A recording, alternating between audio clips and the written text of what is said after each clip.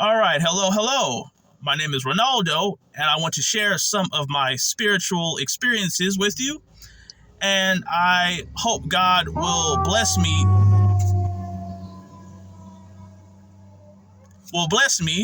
with the right words to express my thoughts. Oh, wow, perfect timing, right? So anyway, I want to talk about the first time God made His presence felt in my life. I always liked this story. It was a very interesting story. Kind of blew me out of my seat the first time when this happened to me for the first time. So let's go into it a little bit. So I was working at Pomona High School about 4.5 years ago. I was 28, so it was like four and a half years ago. So anyway, I was at Pomona High School, and this older woman, black woman, came onto the campus asking me a lot of questions about, school and where to drop her niece off at. And I told her about, I told her what she needed to know.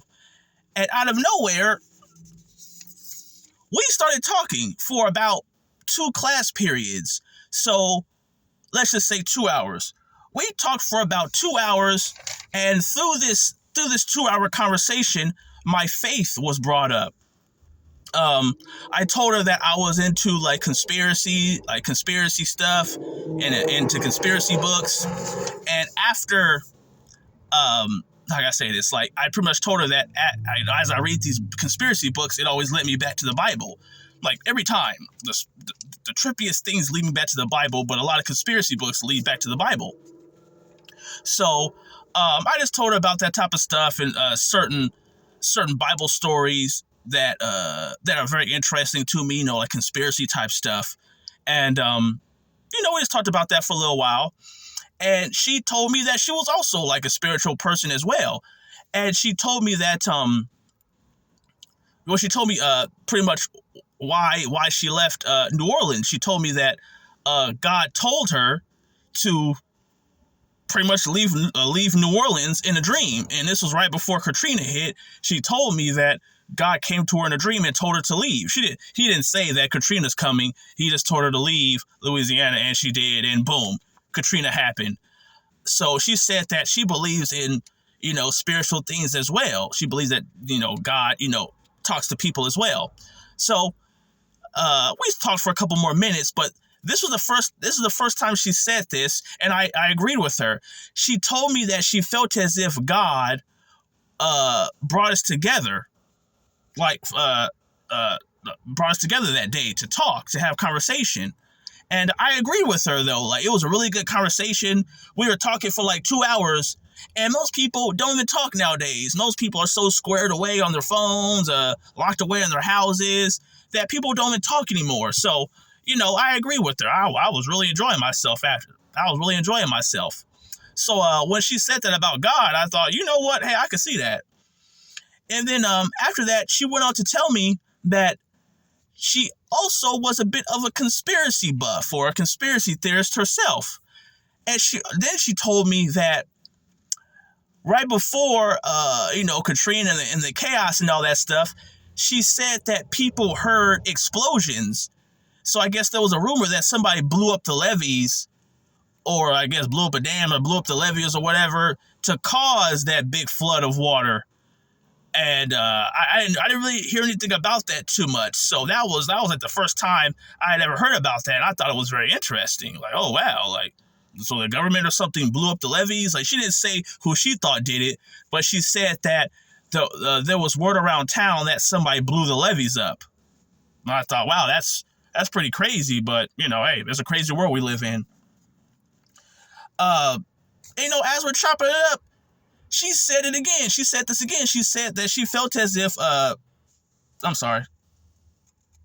Oh, well, no, where'd I go? Oh, I'm sorry, I got lost. Oh yeah. She said that basically she felt as if, this is the second or third time she said this. She said she felt as if God made the conversation happen. She said that again. She said it 2 or 3 times, that she felt as if God, made the conversation happen, brought us together that day. So, that was pretty interesting. I was like, okay, I agree with that. She said it a couple of times, so that got drilled into my head.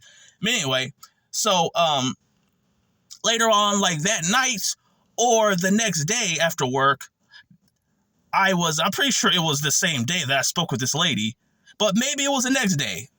Pretty sure it was the same day. She said, I went home to watch Avatar: The Last Airbender because I was binge watching that show for like weeks because it was so incredible. And there was an episode, I forgot which episode it was. I think it was season 1, episode 10. I forgot what book it was, but I think it was like season 1, episode 10.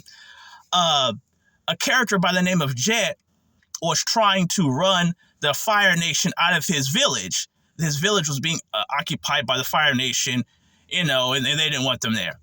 So Avatar, I guess, was going to team up with Jet, the leader of this resistance, Jet was going to team up with the Avatar, and I guess Avatar was going to help Jet push the Fire Nation out of their village.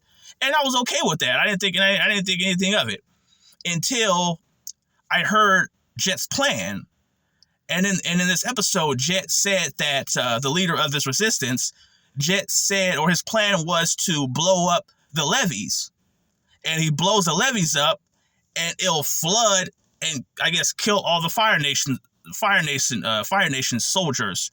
But he would have to sacrifice the lives of the village people or the villagers as well. And he said that he was willing to do that. There's no success without sacrifice. And right then and there, that got me thinking. Just immediately, it got me thinking to myself, hey, I seen this.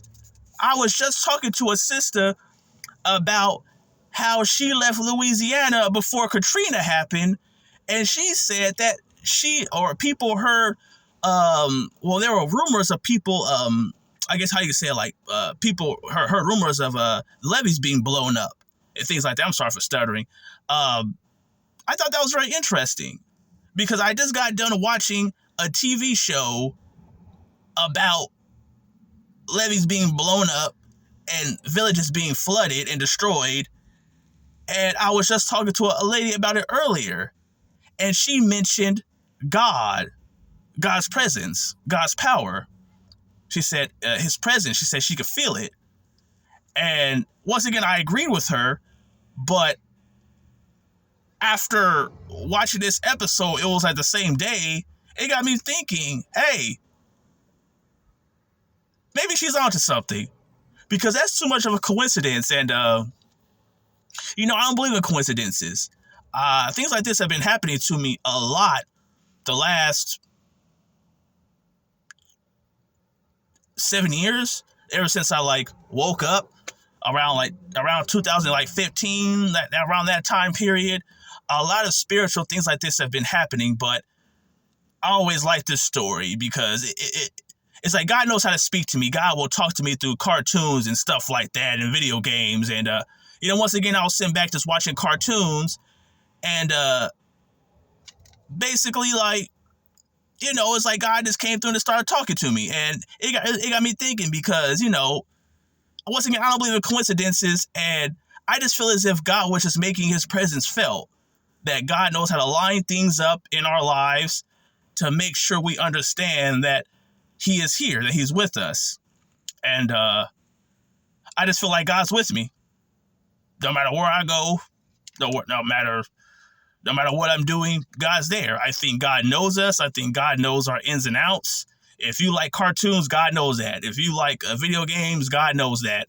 And then whenever he wants to speak to you, like he spoke with me, he could come right through one of those video games and speak to you. So, I guess I just try to keep my ears open and my eyes open for when these type of things happen because, God is alive and God is working. So, yeah. Once again, I think that's all I have for this one.